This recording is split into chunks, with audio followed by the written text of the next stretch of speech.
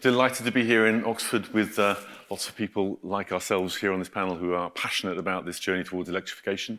Great to hear Pete's comments earlier on, reminding us why Oxfordshire and Oxford is a great place to be to talk about exactly that. I can't promise you any spinning of vinyl on this particular session, but I'll do my best to just kick things off and talk a little bit about that point, which is all about how we make buying an electric car, actually choosing one to begin with, let alone living with it and charging it and so on, easier. Fundamentally, I think what's important to recognize is that the consumer we're talking about at the end of this buying journey doesn't do things that aren't easy. I think as a sort of human nature analysis would no doubt yield for any area of any of our lives, we do things that are either compelling for one reason or another, often because they're easy to do. So we need to make buying an electric car a lot easier. Now, we think at Auto Trader, we have a lot of insight about what consumers really do think about cars. We have about 10.5 million people coming onto our platform every single month. That's far more than people actually buying a car, a new and used car every year. So we do get a lot of understanding about where they're leaving their digital footprint and what that implies about their appetite for electric, amongst other things. So with that in mind, we look at trying to understand what the drivers are and potentially equally what the barriers are to their pickup of electric vehicles. And fundamentally, what we need to understand is that, we'll click on, that buying cars is unfortunately quite hard. It's fundamentally harder than people assume. When they start out buying a car, people would conceive that they've got probably 5 jobs to do to buy a car. Digital folk like to talk about jobs to be done, and we analyze all these car buying journeys in jobs to be done. Each question you ask yourself about the color, the make, etc., they're jobs. There's 25, though, in reality. So we start out thinking there's 5. The reality, when you ask people to actually map out exactly everything they've done over what typically lasts 2 months on our platform from beginning to end, people spending an awful lot of time snacking on car buying, 25 jobs. So it's complicated. But actually, when you get to adding in the EV complexity, you've got at least a further 10 jobs. You ask yourself, what's the range? What's the charging like? What's the speed of charging like? What's the cable I need? What's the charger I need? What's the app I need? The whole host of other factors to bear in mind. So we're adding in complexity to a journey that, as I said, we need to make easier and starts out being pretty damn complicated. Fundamentally, there are 2 blockers that are really holding back electric vehicles that I'm just going to touch on with 2 quick comments here. The first is pretty obviously that they're more expensive than their ICE, petrol or diesel equivalents, around a third more expensive. We were on a journey sort of nicely downwards over the last 4 or 5 years where that price gap has been reducing, and it started to plateau more recently. So that's definitely a big concern. And if you're looking at a product which is more expensive than an equivalent, again, think of any product you buy, any restaurant you might go to, any holiday you might do, you might buy the more expensive thing, but you've got to have really compelling reasons to do that. It's got to be ideally easier, or you've just got to be simply wealthier. One fundamental point we can see in all of our data when we look at the demographics of those who are on our site, leaving their digital footprint on EV, whether they buy them or just show intent to buy them, is that they are older, wealthier, and from a higher income household of a higher house value than the average car buyer. So we run the risk, if we don't do something about this, of basically running out of rich folk who can afford them. So we've got to be very focused on that particular highlight. The main blocker, though, we've talked about a lot in the last day and a bit of discussion here, is this one around charging that Roger's just mentioned. That is the number 1 blocker that's still getting in the way. The number 2 is affordability. This is a blocker that's reducing slightly. We are adding in charging solutions, it's great to see. But fundamentally, if we want people to think it's easy to own an electric vehicle, it's got to be easy to charge that vehicle, because that's clearly a different equation than the one they used to, where they stop at a petrol station, of which there are many on any typical journey. So moving on to just some simple summary of where we are, we need to make buying an electric vehicle, as I've said already, easier to choose, easier to afford, and easier to charge. Easier to choose, take away the jargon, make it simpler to compare vehicles. Easier to afford, we've clearly got a headline price, we've got finance we'll touch on in a minute that can be a driver of this. We've got running cost savings that can be quite considerable. And easier to charge, well, we've got a charging journey that we're on, we're adding more in, but we need to demystify the charging complexity the consumer perceives that I believe is actually bigger than the reality of actually owning and living with one of these cars. Anyway, with that in mind, we'll come on now to discussion on those themes. Thank you. Much. Quick round of applause for Ian. Thank you.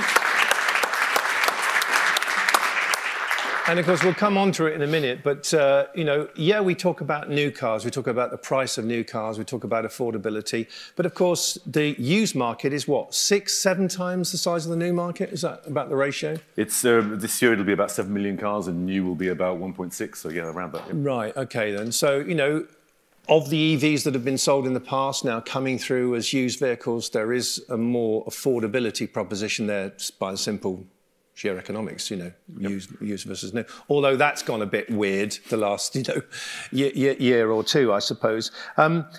Given that a lot of people these days will finance a vehicle, I think the fact is it's the vast majority. I mean, very few people rock up with, you know, 50 grand in their wallet.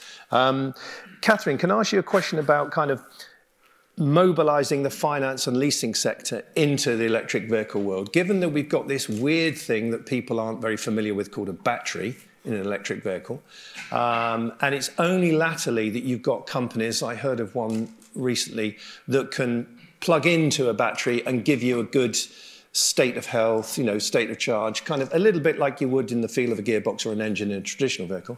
So a little bit more of a perspective on things. How are we going to see a liberation of the finance and leasing market better than maybe we have already? Any thoughts on that, please? Yeah, so I mean, our members, so British Vehicle Rental Leasing Association, they have a combined fleet of 4 million vehicles. They purchase 50% of all vehicles that are registered in the UK per annum. So yes, they are obviously buying quite a lot of EVs. I think we've seen quite a lot of innovation in terms of some of the products and services that are available. So things like salary sacrifice schemes, subscriptions. So I get my EV via a subscription where I pay a monthly fee. I get the vehicle. It includes all of the charging, the insurance and things like that. So that is making things a lot more affordable. With salary sacrifice, 60% of those who have opted for salary sacrifice schemes are 60% are 20% taxpayers. So again, that's really helping with that whole equitable transition. Yeah. I think there are some challenges. Obviously, there are some costs that are beyond our members' control, whether that's the price of the vehicle itself, the cost of finance. You know, we are going to be facing some inflationary pressures, but they're certainly well primed to help people on that shift to electric. I think the one area of concern, and we'll probably touch on this, is the used market. So our members need to uphold that residual value and make sure that there is a healthy used market, because that's part of the whole calculation when they're looking at the sort of upfront cost. And we need to make sure that there is a healthy market there and consumer demand for the used BEVs. Right. And then there's, in that list of advantages, I think there's another one. I hope I'm not wrong in this. As a company, if you buy an EV, you get 100% write-down in the first year on the value of that vehicle, offsetting it against your profit. Is that correct? Yeah, and I think we'll see more of the green finance initiative starting to come through as well, especially aligned with ESG reporting as that starts to feed in. Yeah, I was just checking that out because my company's buying an EV, so I was hoping that the answer was going to be a good one there. Incidentally, we will have time. Looking at the timer, we will leave 10 minutes or so for questions at the end. So if you have anything and you're thinking about it, please be ready with it. Equally to anyone online, we would like to, I can see your question coming in on here. That's the plan anyway, and we'll try and do that. So let's just think about where we are now with all these different changes, the shift to digital, the challenge of, are you buying direct or are you buying from a dealer? Andrew, how can we make it a bit simpler for people to engage with the brand, buy and own and use a vehicle better? I mean, Genesis is a new company, so you've kind of got a clean sheet, haven't you? Absolutely. What are you going to do that's better and different? Thank you. The first thing, you're right, we are a new company, a global company, part of Hyundai Group, with the latest technology. And for us, we've just launched 3 electric vehicles this year. We're on that journey for electrification. All new models from 2025 will be electric. But coming back to your point around the customer, we have a very different model. It is direct to consumer. It's only on our platform. So that's where you go first and foremost and inquire about us. And through that process, you can have a test drive. And our test drive process is that we come to you. And that's really important for us because actually it's about putting the customer in charge of that buying journey. Yeah. The reason for doing that is because we know that actually going to a dealership is very intimidating, whether it's male or female. And through that, though, we also know that actually the customer is not getting all the information that they need when they go to a dealership. And that's because most of the cars, certainly a lot of the cars, a large proportion of the EVs, are being sold direct to consumers through salary sacrifice programs as well. So they are not going to dealers. So there's this gap in the knowledge within the dealers, the sales executives. So for us, by actually having studios where we don't employ salespeople, we employ personal assistants who are there to help customers on their buying journey, be informed, give guidance, but are not remunerated for selling. The customer has a different experience. Sure. And we've taken a lot of time with our Genesis personal assistants to make sure that we've informed them and they can then inform customers about the products and product knowledge. That's the first thing that we have done. The fact that we come to you with a Genesis driving consultant, who again is not a salesperson, but has got that rounded information, that rounded knowledge around EVs, is also really important, particularly on this journey that people are, because they need the confidence. And by us taking our electric vehicles to the homes of customers, it allows them to experience it in their own environment, in their own neighbourhood, but also ask a person who is relatively independent, because he's not being remunerated for selling, about how you live, how you own, how you drive, and how you experience it. And picking up what Ian has said earlier, one of the concerns about charging, we try to demystify that. But there's no doubt, picking up Ian's point as well, we need to demystify the jargon. We need to make it much simpler. This is really important, because I think the early adopters, they kind of often know a lot of this stuff anyway. They've done their research, they either know the product or the challenge of the infrastructure or otherwise, etc. So I think doing what you're doing now and planning to do that, over the next few years is important, because the next phase of people maybe don't know so much. And by the way, can I make an apology? I went to Fully Charged earlier in the summer, and if I'm really honest with you, one of the big reasons I was going there was because Genesis were there, I was told, but I thought it was the group, if I'm honest with you. But anyway. You got a nice surprise then. Yeah, no, it was nice to see the car. Sorry, I didn't mean that in the wrong way. Yeah, I'm still pleased you were there, but where's Phil Collins? There's nowhere to be seen. We're looking for him. Ian, why aren't we overcoming some of the objections? Why are we still talking about some of these things? Here we are, the 5th EV Summit. Some of the things we're talking about, we were talking at the first EV Summit. Now, Auto Trader do all this forensic analysis. You've got your finger on your pulse. You know what's sort of going on. You mentioned it's now a third of the differential is like a third. It used to be double, so batteries have come down in price. So that's a good thing. That has moved forward. But what is it that's going to, do you think, have any kind of real impact now on getting a real pickup on sales, notwithstanding the challenge of supply chain? But is it something like we heard yesterday? Bidirectional charging, meaning that you can dramatically start reducing. What things are coming in is what I'm basically trying to ask. I think bidirectional charging is massively interesting for a lot of people, but it's probably in the early adopter camp of what most people are thinking about. In other words, it's not in the mindset of most car buyers. It's in the future thinking of more sort of aware folks out there that are thinking about those sort of things. So fundamentally, if you think about the two blockers I talked about of charging and affordability as the two main barriers, we just pick on those two for a second.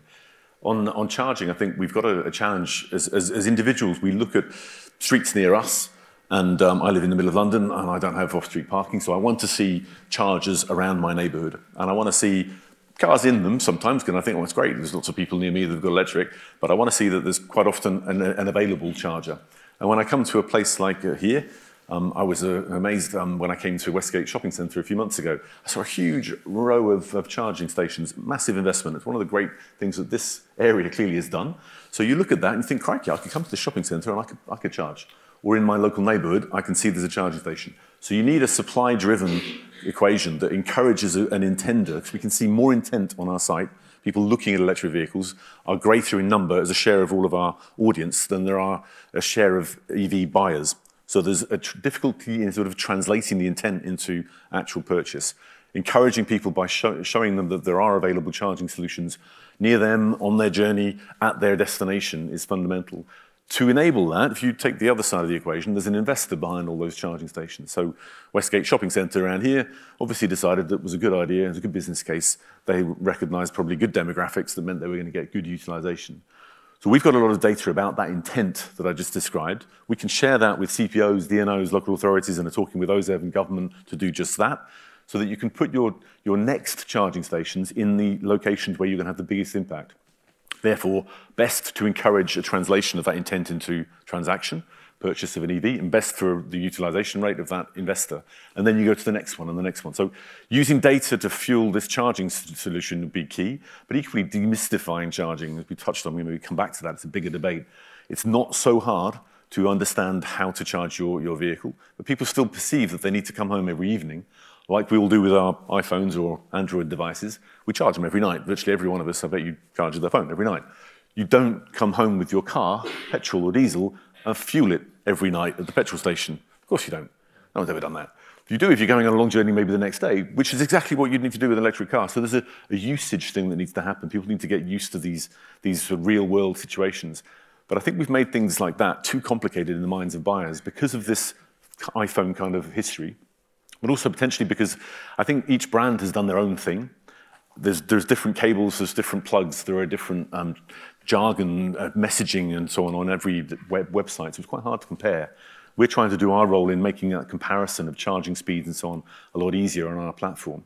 I think as an industry, we all need to kind of pull together on that. Okay, and I'm just going to look in the audience. I have to do this because it's like a searchlight, isn't it? I feel like, I've escaped from a camp and the searchlight's on me. Hands up, anyone who's bought a used vehicle? Anyone? A used EV, sorry, a used electric vehicle. I see 1 hand, 2 hands, 3. Good. Okay, thank you. Thank you for that. Used EVs, Ian. Most people, certainly in my generation, know if you want to look at a used car with a petrol diesel engine, you feel the gearbox a bit, or you think that's what you're doing. You listen to things. There's a few things that mechanical things, items that wear and tear and all the rest of it. Bob to come and have a look and check it out for you. And yeah. He or she makes a supposedly sort of informed comment, but you trust their view, but you haven't got that on electric. Yeah, but with an EV, how do you do it? Because there's the thing that costs the most, the battery. There it is inside the vehicle. How do you know whether it's any good or not? So where are we going to go with the used confidence in, like, the 3 or 4 people that have already bought a used EV? How do they know the battery's not going to, at some point? It's a great point, and it's one we're working on quite hard, along with various parts of the industry, particularly with OZEV and with the NFDA, the Franchise Dealer Association, to try and bring that sort of clarity to the fore. Because I think what you've got is not just the consumer that's sort of worried about those things, but a retailer too.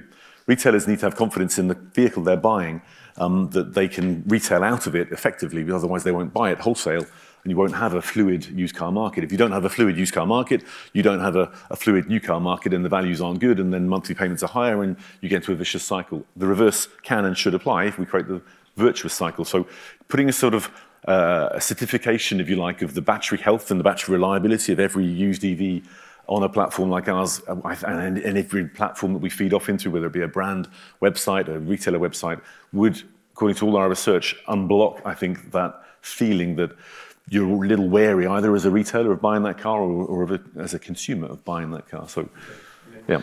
Catherine, can I ask you a comment? Go on. To that then, in terms of, I think, the manufacturers themselves as a group are looking at that, and I think, trying to build that confidence. We often talk about 80% state of health of a battery after 8 years. Mm-hmm. So there is the foundation for a confidence building communication. I think it's just about communicating it, and I think that's where the messaging isn't getting through. And I think a lot of what we're talking about today is about how do you communicate, how does the industry communicate more effectively to customers, whether it's simplification of the jargon, it's consistency of the communication across brands, etc. But can be quite tricky, and I think the newer players are much more open, I think, to some of these things than the more established players, who tend to typically think, I used to be brand side in a couple of big brand groups and so on, tend to think they know best. I worked at Renault Nissan, for example, when they launched the Leaf and when they launched the Zoes and so on, and they had a different approach. The technology was different. They didn't talk. It was a bit like the VHS Betamax kind of logic. Mm-hmm. Yeah. So long as we don't all come together as an industry, and the theme of collaboration, I think, has been key in the last day and more of discussion, I think we're going to continue making things too complicated for a consumer to see through all of this. But I think people can be surprised by, you know, the performance of things in terms of what is commonly spoken of, how long things are going to last. I mean, for example, I'm on 80% state of health and I'm 63 years old. So, I mean, you know, okay, took a tumble. You get a bit more fragile, you get older, but that's fine. Catherine, I wanted to ask you about how the heck the whole industry tries to grapple with this new thing, the electric vehicle, relatively new thing. When, if you look at writing, for example, in commercial vehicles, repair and maintenance contracts, you've got a whole bunch of history to look at around how long something lasts, what it costs to replace, all that sort of thing. So you can, you know, you've got all of that data, all of that history to understand how to write good finance agreements, etc. How the heck do you do it on this moving feast called the electric vehicle? How are you tackling that? I'm really intrigued. Yeah, it's a difficult question because, as I said, you know, our members are innovating. They're looking at new products that they can bring. And we've seen such amazing growth with salary sacrifice. But on the education side, I read something the other day to say a lot of HR professionals don't fully understand salary sacrifice. They're not embracing it. So, again, it's back to that whole collaboration. Yeah. I think, you know, there's a duty on us all to educate the consumer. It's not just down to the finance providers. They're doing their bit. And they're trying to bring people along on the journey. I think there's also, we need to make sure that we're doing it for the right use cases. We have started to hear a couple of stories where people have started to take EVs and it's just not worked out for them. And the danger with that is it'll take them a long time to go back, particularly on the commercial vehicle side, and try and sort of make that equate. So I think there's a duty on us all to make sure that we're making sure that the right people are making the leap at the right time and not doing too much too soon in some cases. Yes, but I think particularly in the commercial sector, you know, tyres, brakes, or those items that are the same in effect, well, similar, EV to ICE is there. But yeah, it is a challenging landscape. I'm watching the timer, so I'm definitely wanting some questions from the audience if anyone would like to stick their hand up and ask one. I'm sure there will be one. Let's have a look. Oh, yeah, gentleman round here at the front, please. Yeah. Yeah, thank you very much. And yeah, just want to pick up on that last point. How do we support perhaps a growing segment of EV drivers who might not be so tech savvy? So I found with going on the journey with my parents getting their first electric car this year, I thought it'd be a dream because that's what I've always been told, right? You spend it, first few weeks, get used to it, and then you love it. They've actually struggled because they're not very good at using a smartphone. And the dealership told them, just log in and they'll tell you the rest. They were never given a manual in the glove box. Yeah. So how can we perhaps provide aftercare for that particular segment who's not used to any form of new tech, let alone an EV? Can I just say, I think it's a very good question because if you look at the demographics across the Western world, it's an ageing population. If we're going to have people buying and driving EVs, I'm hopeful that the driverless ones will come by the time I'm knackered. It's a very good question. You got any thoughts on that, Andrew? Yeah, I think it comes a little bit. All of this comes back to what we said, which is about simplifying it, making it simple.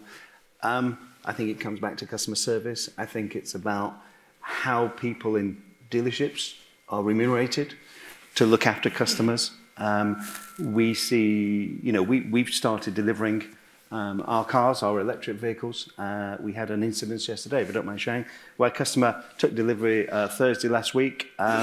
And there's only a certain amount of information anybody can take in at any one time. Contacted us at the weekend, was a little bit questioning about certain things. And we sent an engineer out, we have field engineers, so we have one in Scotland, and he was out there with the customer yesterday morning. And again, part of, I don't want to say re-education, sounds awful, doesn't it? Re-educating, no, continuing that education journey. But there's always, I think that brands are going to have much more focus on customer service, a customer service centre. They're going to have to, they're there for the customer. And they're going to have to also produce, and I don't understand why they haven't done it, produce little 30-second or 1-minute videos, on websites that people can go to, download, that just shows you how to do it. So I think we have to start looking at it from a customer perspective, not from a sort of a manufacturer's perspective. I tell you what, I mean, I don't want to sound old-fashioned or whatever it sounds like, but a key differentiator for brand these days would be any sort of customer service. I was going to write an article on LinkedIn the other day called...